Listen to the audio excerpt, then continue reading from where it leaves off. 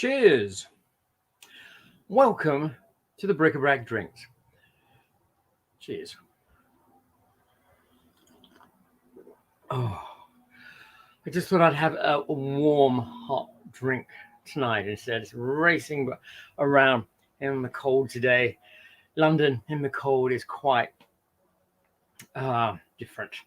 So I'm just home.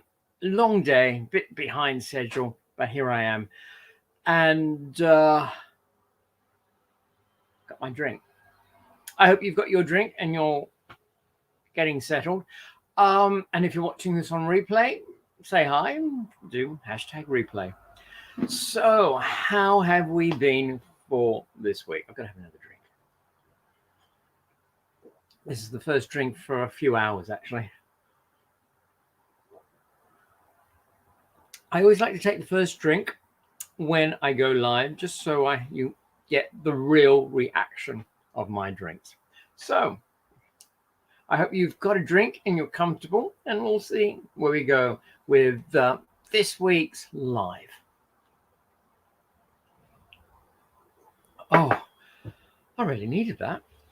So how have you all been? I've been busy as usual, and have we manifested everything that we wanted to attract? Have we? Well, the doctor's turned up. Hi, doctor. How are you? I'm here. Yes. So do say, how has your week been? Have you manifested things, and how's things been? I've really got to write down stuff because I usually do my own method of putting it out there and forgetting about it, and I forget and really forget what my manifestation was, what I wanted to manifest. So I really forgot it. So maybe I've achieved it and haven't even realized it because I forgot. And that's usually how we do it, really, because well, for me, that's how I normally get my stuff, because I realize, oh, maybe a day or two late, that's what I want and that's what I got. So I've got it. So how has your week been? My week's been pretty getting things done. I got a new episode out, which you may have seen on the Veiled Lady in Bristol. It's quite interesting to actually pop to see, actually, because I didn't actually find the shop straight away. I walked around, then I remember I had to look it up, and it was the Mugshot restaurant. So I looked for the Mugshot, and that was where the building was placed. And it was just interesting just seeing all those heads above the building. But it's not uncommon when you go to a few old places in big cities, they do have buildings with heads on them. I think that the idea is just having the shrouded head was a bit disconcerting and a bit eerie for some people. Doctor says, nothing lately, but I had my Boddingtons, so I'll be manifesting a hangover by tomorrow. Well, if you're manifesting a hangover, that might be what you get. If you manifest that you'll wake up fresh and extra energized from the Boddingtons, you may wake up without that hangover. Hi, She-Wolf. Hello, Tom. My week was busy. I semi-manifested things, but it's a start. Nice to see you put on another video. Thank you. I'm getting there. Yes. Well, that's basically, I think, what you said a couple of weeks ago with your manifestation that you were getting there as well. So maybe it's you're slowly getting there, and before you know it, you have manifested everything that you wanted to get done. And her shroud was a little creepy to me. Really, not sure why she's wearing that. Oh, well, I'm a bit sorry I didn't explain it properly in the video, because I think it was a style that was going around at the mid 1800s.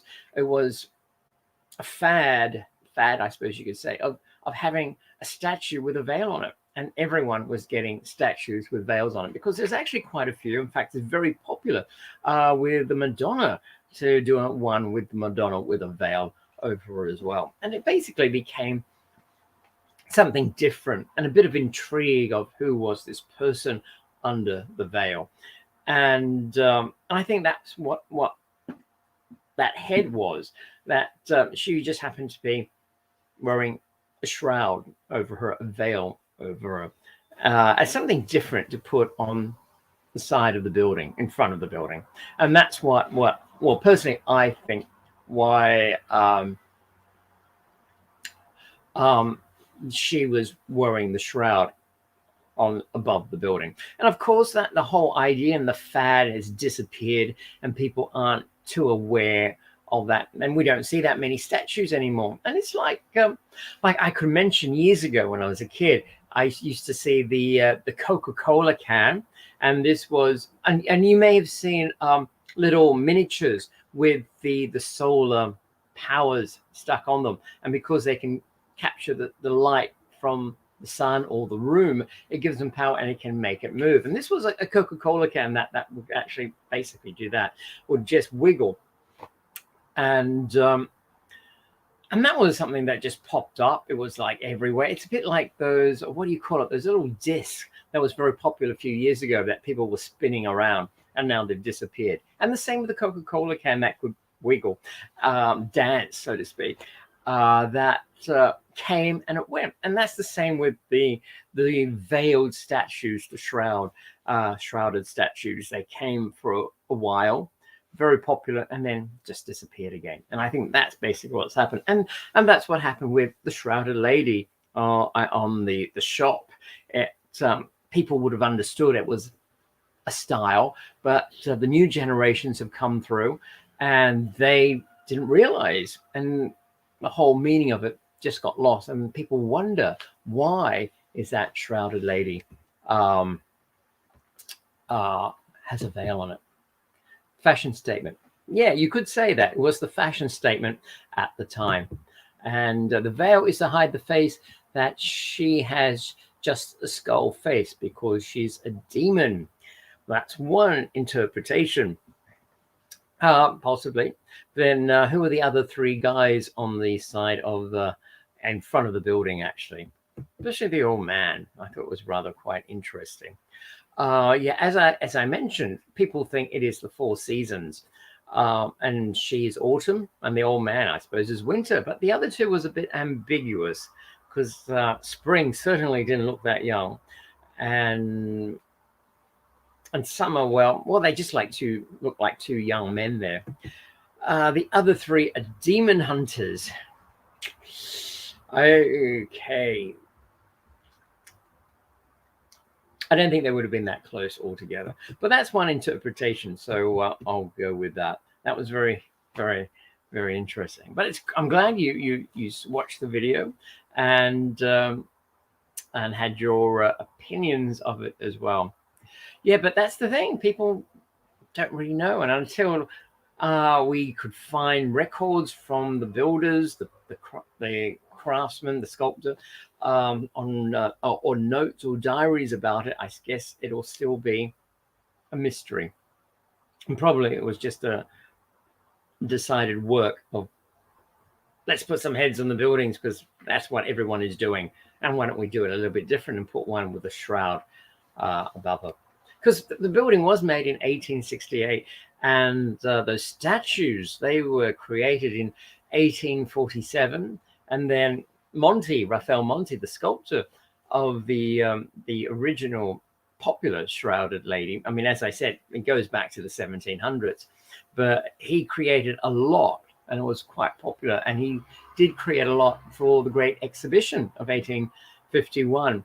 So it would have been quite popular to have shrouded ladies, and that shop went up around 1868.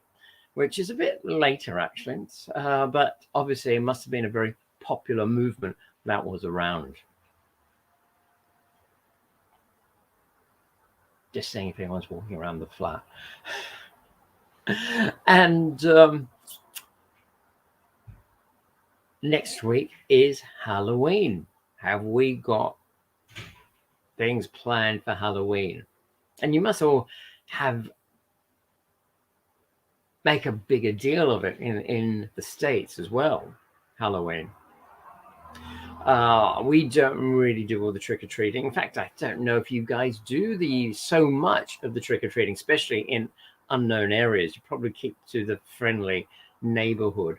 And these days with security flats, it's really hard to even go in to trick-or-treat. The doctor says it's a bit ironic that it's all around the same time period as the Courtney tomb. It probably is about the same sort of period, yeah, I suppose you could say. Courtney tomb, was it? I can't remember what year, Doctor. Doctor, what year was the Courtney tomb actually created? But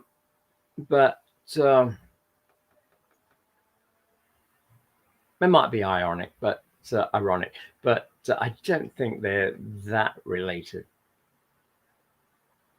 I don't think, because that was more related to the Egyptian research that they did with. They were inspired by the ancient Egyptians. Maybe she was in beekeeper mode. Maybe she was. But that is a form of a veil as well. 1849 to 1852-ish.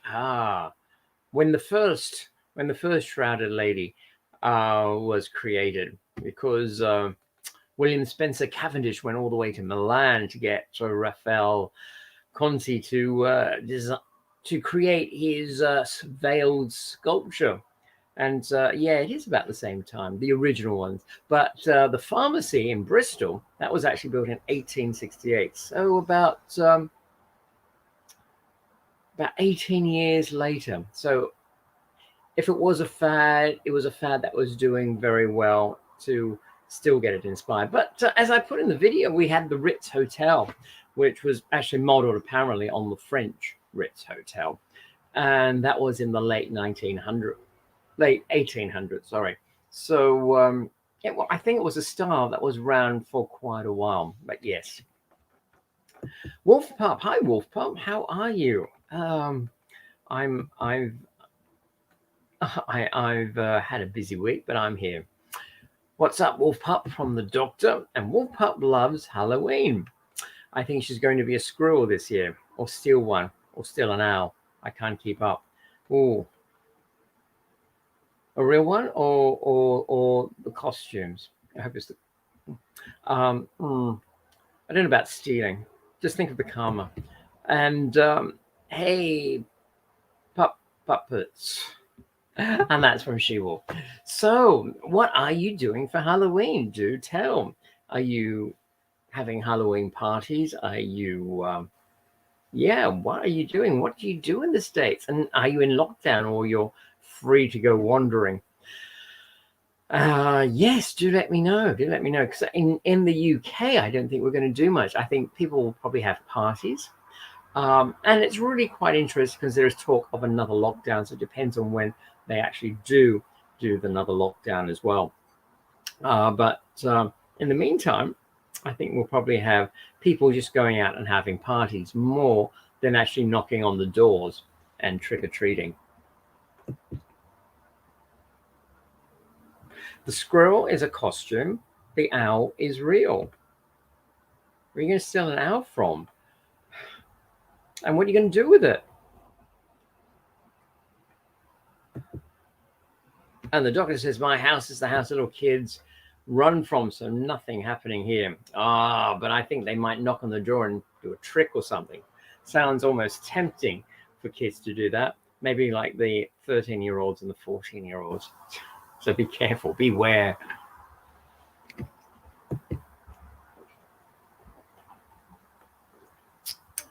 She-Wolf says that Wolf Pup saw an owl last night that she wanted to keep. What? Has she still got it? Where did she see it? Owls are quite fascinating birds, actually, because they can turn their heads almost like all around and up and down and everything. And they just sit there. It's a bit strange, a bit like a little what's the word? A little mechanical doll or something. That's my impression of an owl. But they're quite avid hunters, actually, especially at night, and they've got very good night eyes because that's basically when they go hunting as well. And yeah, so they're obviously nocturnal animals and come alive at night, really. There was a bird rescue event last night, and they brought real birds with them, including a barred owl. Oh, how interesting. So the owl was rescued, but aren't they going to let it go and let it go back to the wild? Owls make good postal workers because everything happens at night. Thanks for that, Doctor. I don't know. I just remember the owls from the old cartoon movies, really. Yeah. Oh, well, that's interesting. But what are you going to feed the owl? Don't they have a very big appetite? I don't think birdseed is going to be much for the owl. But mind you, I don't know anything about owls, apart from what I mentioned. So don't quote me on that. Yes, but what are you going to feed it?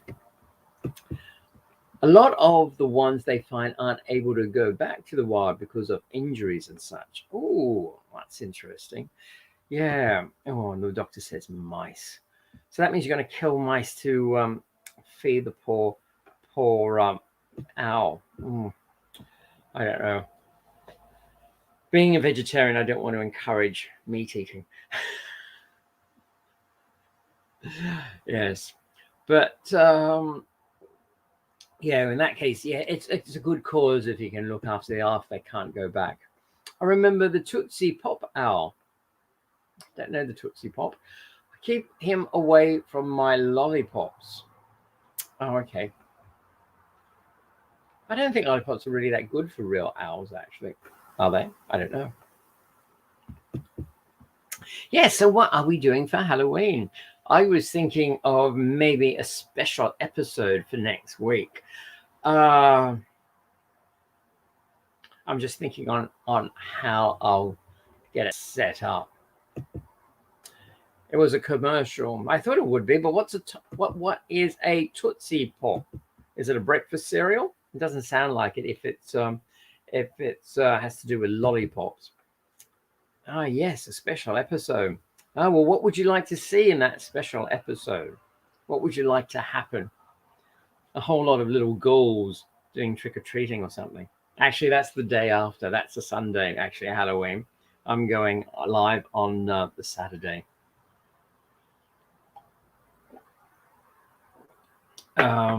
Yeah, so do say what would you like to see in this special episode? I don't know.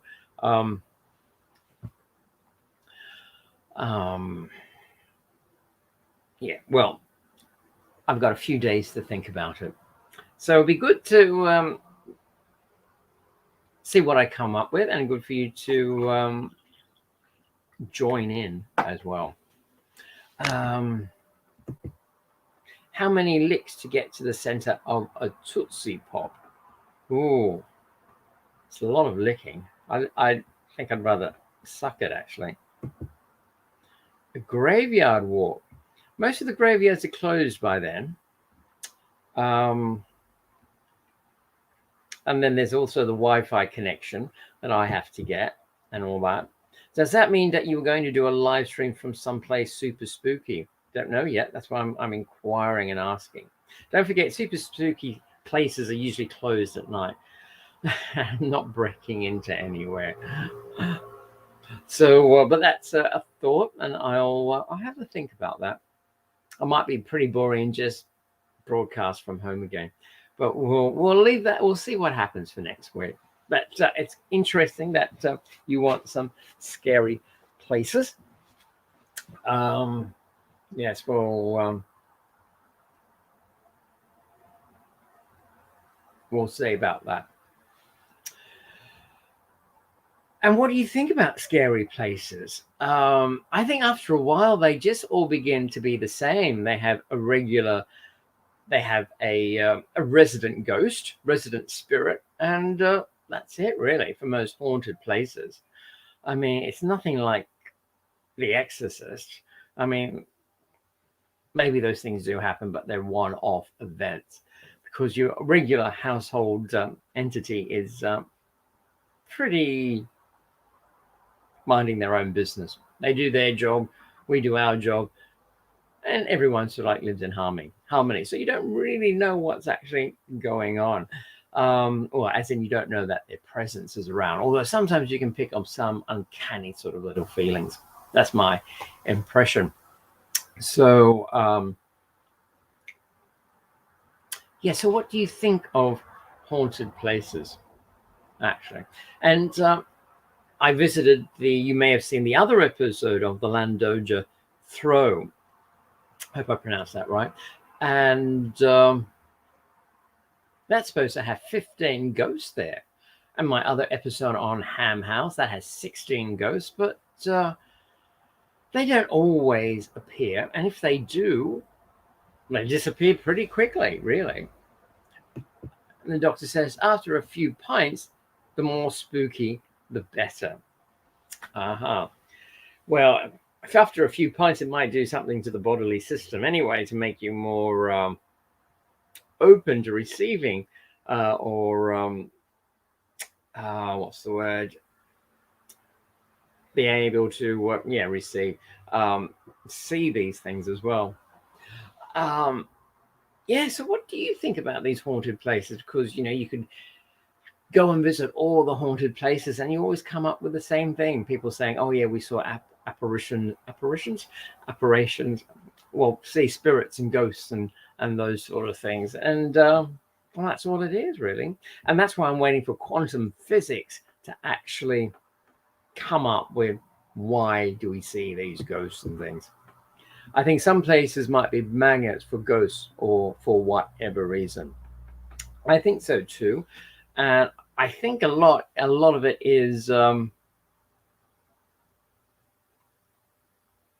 retention. Is that the right word? Oh my goodness, I keep getting. I keep forgetting what that word is. It's annoying. It's like ghostly retentions of the environment absorbing the energy that was dispelled when the events happen. Like, let's take a hypothetical example: a murder in the house, and it actually gets absorbed into the walls, and it just repeats itself when the right conditions are right. And I think that's what happens. But it must be also the emotions as well, because some people have been murdered in places and nothing more has ever happened. You never see or hear anything like that again. So that's the thing I really need to work on and find, and that's what I believe quantum physics will explain in the future, why some conditions people will see things that have happened in the past, and other people may not see things that have happened in the past.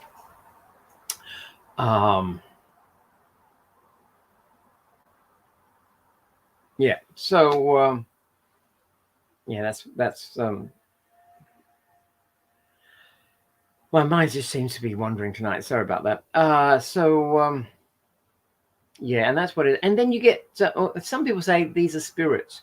Well, ghosts are the retentions, the playback of the events that have happened. But spirits are more interactive, and they're the ones that you can actually have conversations with. You can call them up and, like the Ouija board or something, and actually make contact and get a conversation going. So that's what I think, and they're basically spirits.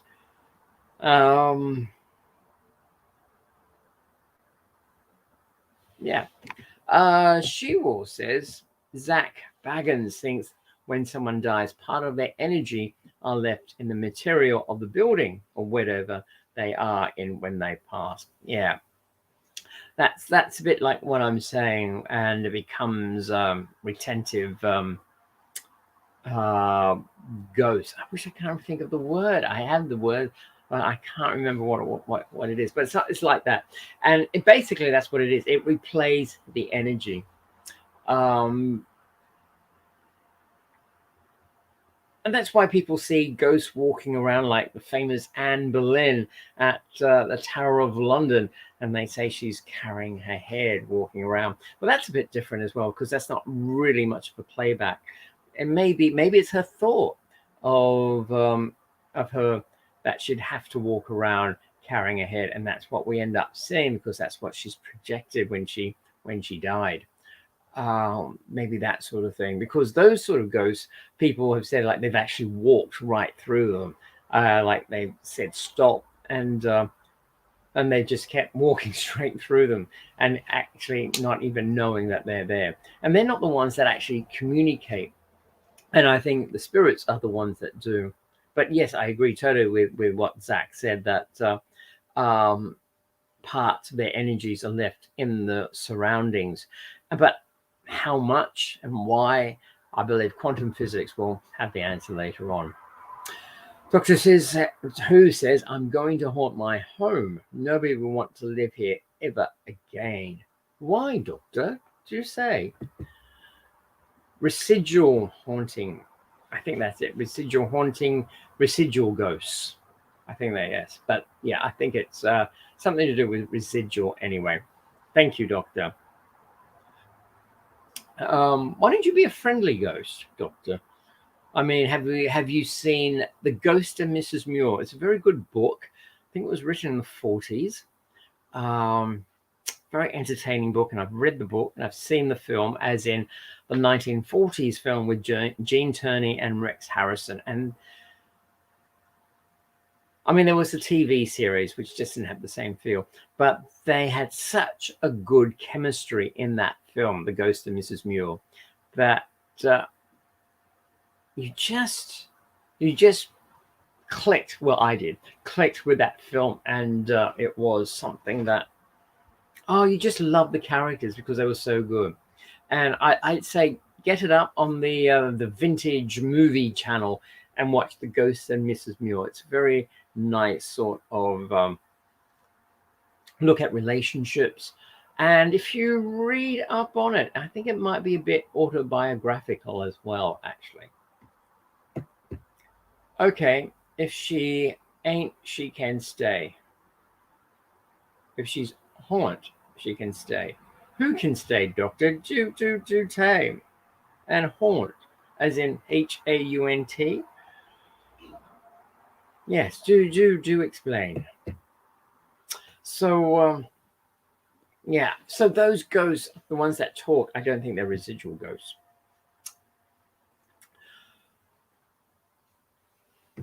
Oh, the doctor says hot. Oh, if she's hot, she can stay. Oh, so that's the new tenant in your house. Okay, then. It's a bit like the Ghost of Mrs. Muir, that. I think he found Gene Tierney quite attractive. Mind you, she was a big star in her day as well. So she was attractive as well.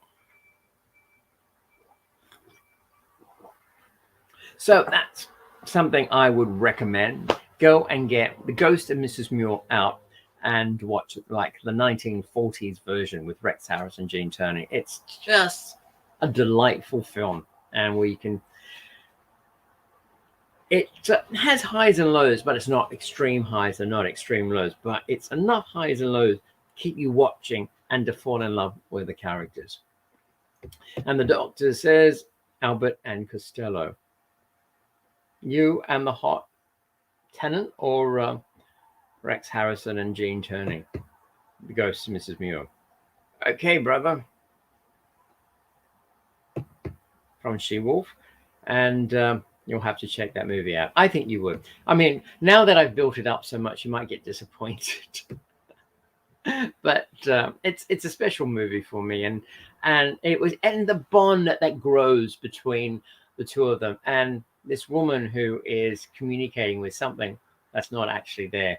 It's a bit bizarre.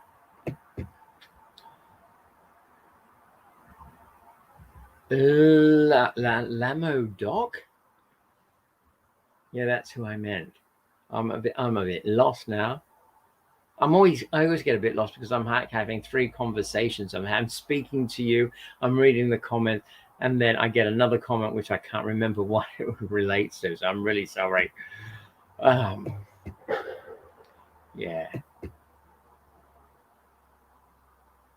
And I've put some more posts on social media, like the Instagram account, and also the Facebook page and group.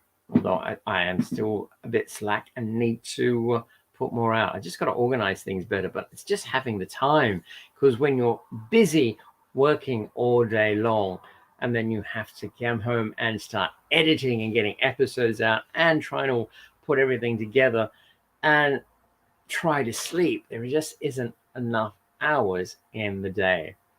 So we'll see what happens. You missed a remark. Scroll back. Oh, did I? What happened after the hot?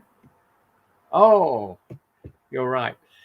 Doc showed me a video with Laurel and Hardy when one of them was a ghost. It was hilarious. Hot. So was the hot for the Laurel and Hardy show? Albert and Costello. Oh, yes, I know the one about Albert and Costello. I think I've seen that film years and years and years ago. I think when they met a ghost or something, or Albert and Costello get haunted or something. Yeah, so yeah, I know what you mean. Yeah, and I don't remember the Lauren Hardy one, but the Albert and Costello one is. So you'll have to check that movie out. Which one, the Albert and Costello or the Ghost of Mrs. Muir? Lamu, I still know what Lamu is. Okay, well, at least I'm up to date, and at least I know you were talking about Albert and Costello, and I know the one. I know it's Albert and Costello Catch That Ghost. See, I can still remember. The time of their lives. It was most of their careers, really. But yeah, they were really good, and I really enjoyed watching them. I meant the one you talked about, Tom. I saw the other one. Okay, yes. I think yeah. Thank you. Yeah. Do check out the Ghost of Mrs. Muir, the movie, and that, because I think there have been a few other versions of it, but which I haven't seen the other ones. I've seen parts of the TV series. Lance Hope was in it. I don't know who the man was in the TV series, but yeah, the recommendation, The Ghost of Mrs. Muir.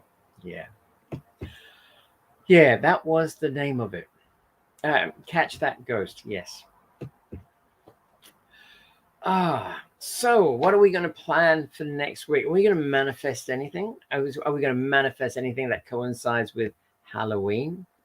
And what do you guys do for Halloween? What are you going to do with Halloween?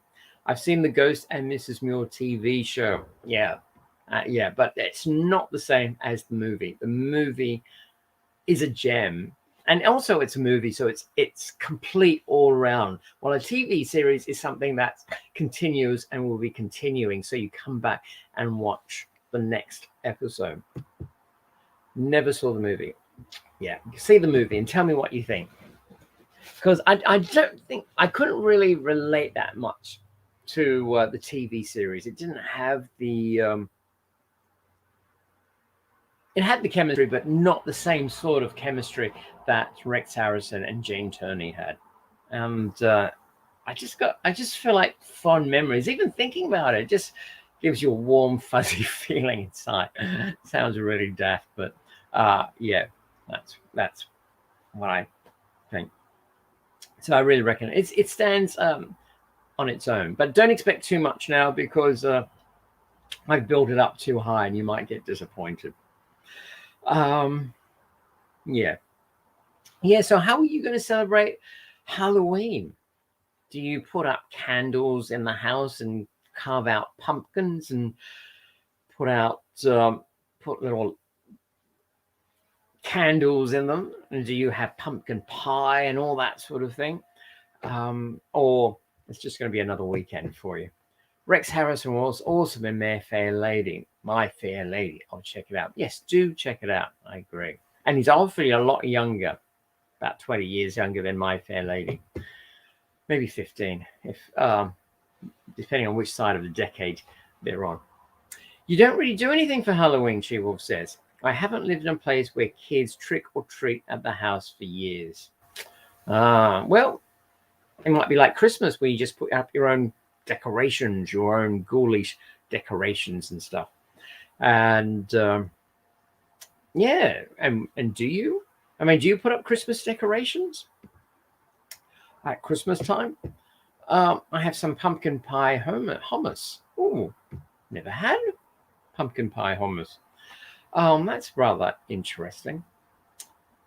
Oh, I'm feeling a bit hungry for pumpkin now. Yeah, and it's good for you because it's red, so it's got all the good.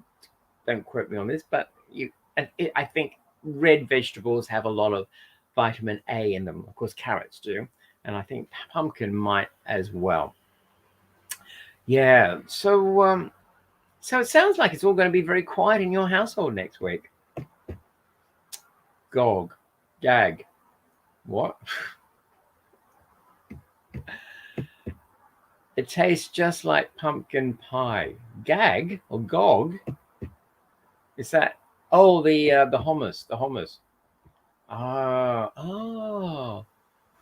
I've never had pumpkin pie, so I wouldn't know, to be honest. But I think it's a bit like mashed pumpkin, like mashed potatoes, but it's mashed pumpkin. Probably. Well, that's quite nice. I like that. Yeah. Feeling really hungry for some pumpkin now. Look what you've done. And it's quite late over here, so I don't think I'm going to. In fact, the shop's going to be closed anyway in the next in about 15 minutes. So I don't think I'm going to make it to buy some pumpkin or anything like that. Yeah, so it sounds like you're all going to have a quiet Halloween. All right. So I hope you haven't given up on celebrations, because when people give up on celebrations, it's like they're just giving up. They're not making the effort anymore. And it means that I feel like people are getting a bit stayed in their ways and they're slowing down because they can't be bothered anymore. Mind you, I'm a bit like that, just a little bit. But I do like Christmas. I look forward to Christmas every year for some reason. I go crazy with the Christmas presents. Crazy as in trying to find the right ones for the right people and not spend too much money and that sort of thing. But that is part of Christmas, getting all the hustle and bustle and trying to get things done and ready, and then just resting on Christmas Day. And I do, to be honest, I do like to spend Christmas by myself.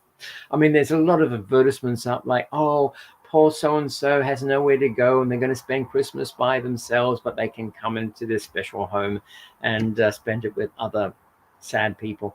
But I love Christmas, especially by myself, because in the last few years, I've been actually going away for Christmas to be by myself. So I can just spend the whole day by myself and just indulge. Doctor says it's called getting old. Exactly. So you can't afford not to celebrate these festivities. You've got to make the effort, and it will keep you younger. Do you have any family around? No. Usually I have people I can't bear to be with. And that's why I go away. I used to... I don't think they'll be watching this. I used to live in a household, and well, it was a big household, and everything was nice, but for a few Christmases, it just got a bit stressful. Like someone wanted everyone to contribute and cook in the kitchen and create a meal, and for my Christmases, I don't want to do any cooking, and when I do cook, I'm a very private cook, and it was just too stressful. And then it just became Christmas. It was just too damn stressful. And you make something and then they didn't like it. And so why get you to make something? So it was just stressful. Like, what are they going to think? Are they going to like this dish? Are they not going to like this dish? And Christmas is a time to just enjoy it and be happy. And so it just became stressful, and there was too many years like that. And so when the house was sold and everyone moved away and I could afford it, I said, I'm not going to spend Christmas with anyone.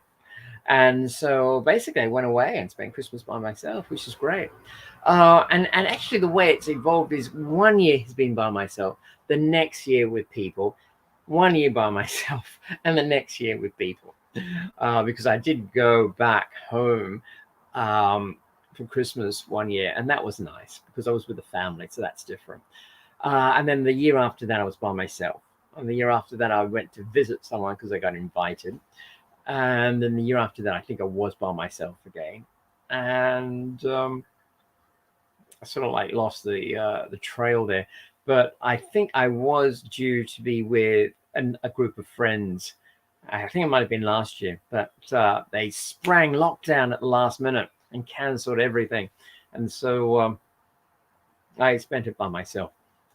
But basically, I also wanted to get away. I don't want to be in the flat by myself. Fortunately, none of the flatmates were here, so that was good. So I really could be by myself. No, I lied.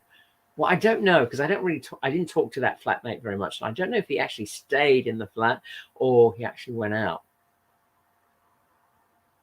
That's how communicative we are in this flat. So I don't know if he was here or not, but it's just different. And that's why I'd rather go away somewhere and be by myself, or go away and be with people that I want to be with. So that's the idea. Do I have family over here? Now I see why you like to be alone. Exactly. Just do my own thing. I remember years ago, I used to work on. I worked in this breakfast place, breakfast restaurant, and we were open for Christmas Day. So I went into work. I think we started at 6 o'clock, some ungodly hour, 6 o'clock. And I think it was like 8 o'clock and it was so quiet. They sent me home. So I went home and I went straight back to bed. I spent most of the day in bed. I think I might have woke up about 5 o'clock in the afternoon and had something, maybe watched a movie and went back to bed or something. I didn't even open my Christmas presents until the next day. But just being by myself, not have to worry about anyone, not have to care about eating, getting dressed or anything. It was the best Christmas I think I had, just doing my own thing. And that's why I've developed this love of being by myself on Christmas Day. Yeah. So that's it. But that's Christmas. That's 2 months away. So almost. So we have Halloween coming up. Then you guys have Thanksgiving. I do believe Canada will be having Thanksgiving in 2 days' time because they have it a month early for some reason. And you guys will have Thanksgiving around the 25th of November approximately. And then it's Christmas. And I can see why the Northern Hemisphere has all these celebrations coming into winter, because the nights are getting longer, the days are getting shorter, everything's getting boring. We're getting the cold, we're getting the longer nights. And these little celebrations just break up the boredom. And that's why we have Halloween, we have Thanksgiving, we have Christmas, we have New Year, and then there's a bit of gap till Valentine's Day. And that sort of like spreads it out and breaks up the monotony. And that's why I think we do have all these festivities, and they all go back to the old, what's the word, primitive days, when pagan days, when we actually used to have spring festivals and things like that to say thanks to Mother Nature and all that. Day of the Dead. Oh yes, that's right. Dies de Mortis. day for the dead. That's their Halloween, and they have a different tradition. It's very similar to the Chinese, and they believe that the dead come back. And I think they have the same amount of days, like 3 days, that they believe that the spirit of the ancestors come back, and you can actually communicate with the dead. The Chinese, I think it's the seventh moon, or and of course all these dates have changed over the years, but they believe for 3 days the veil between the two worlds are very thin, and the dead come back and you can talk to them. And that's why you make sure you're extra good, you clean the house, because it's visiting relatives coming back. Get your sugar skulls ready. Yeah, that's another good Halloween sort of thing. Yeah. And actually, I have done a Halloween episode on that. In fact, I probably might do another Halloween episode again, actually, for next week. We'll see. Yeah. So that's really quite inspirational, giving me a bit of thought. Yeah, because Halloween is quite interesting, and it just seems to be like Western culture has made it a very negative, scary sort of thing, because the Mexicans, the Chinese, they've made it so it's just a way of life, and the past relatives can actually come back. And the Mexican Day of the Dead, they make altars at home. If they can go to the grave, they'll make a little shrine at the graveyard. In fact, I've seen videos on it where people will, the graveyards are full of people decorating the graves and making them pretty and all that sort of thing for the ancestors to come back. And if there isn't an actual grave, they'll do it at home. They'll build like a little altar at home, and for the past spirits to come and visit. So yeah, maybe we can do that too, actually, for our past loved ones that have gone to the other side, if they should come back. Just make sure you're not doing anything you shouldn't be doing. Yeah. So I think that's about it, really. Anything else? It's getting me a bit excited talking about Christmas and then talking about Halloween. I just feel like, yeah, what can we do for Halloween?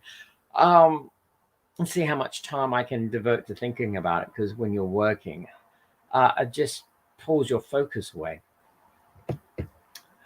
Doctor Who says, are you going live on Halloween? I'm going live on Saturday. That's the day before Halloween. So I'll do the pre-Halloween thing. I'm thinking, heard that the Jewish people thought the spirit hovered over the body for 3 days before it left. Not sure if they still believe that. Other nature for coffee beans. Not really quite sure I understood that. The spirit, yeah, actually, well, you mean when the person has actually first passed away? I sort of like, I think the spirit does hang around. The Jewish people usually try to have their deceased buried straight away, like within 24 hours. So I don't know about the hovering over the body for 3 days, because it's virtually back. It's in the ground in the next day. But I do believe the spirit hangs around, because just different stories and things like that. And you can feel a presence, actually, when someone has passed away. I might have mentioned this before. I went to a friend's wake, and it was bizarre. His flatmate had a great big banquet. There was food laid out everywhere, and it was like a party. All his friends was there, and there was drinks, and you walked around, and it was the most bizarre feeling, because it really felt like he was there and he was going to pop out of the corner and say, surprise, I tricked you all, I'm really here. And that's what it really felt like. And yeah, it was really strange.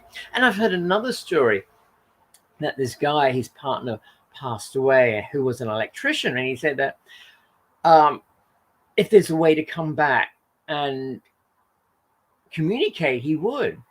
And it was really strange because when he passed away, things in the house all went a bit strange. Like lights would come on and off, the radio would come on and off, electrical equipment would go all funny. And when the body was actually buried, put to rest, everything stopped again. None of that strange phenomena actually happened in the house. So I do believe that's the time until the body is actually buried. The spirit is around and around afterwards as well. I do believe that, especially for a few months, if not maybe a year or two. In fact, I think in the mourning tradition, there's the usual, depending on how long you want to mourn for, there's the 3 months, then the year, and if you're really wanting to carry it on, it's the 3 years. And I suppose after that, you've been in it for so long, you do want to get out of it. So that's when you start living again, I think. More comments. Sorry, the beginning of the sentence was cut off. Oh,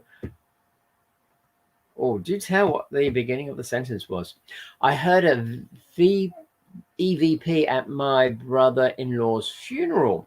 I was using my smartphone as a hearing aid when I heard the EVP. You did say, and didn't you hear it said something when you were thinking something? So, yeah, maybe he was communicating with you. Now, as you know, I don't really have much respect for EVPs. These machines that can pick up on the other side speaking to you. I think it's just static. But if you're thinking a particular question and it actually comes in at the same time, in fact, it probably doesn't even have to be clear. Just the idea that a static message came through, to me, is a possibility that there was some communication going on. So I do believe that it could have been your brother-in-law.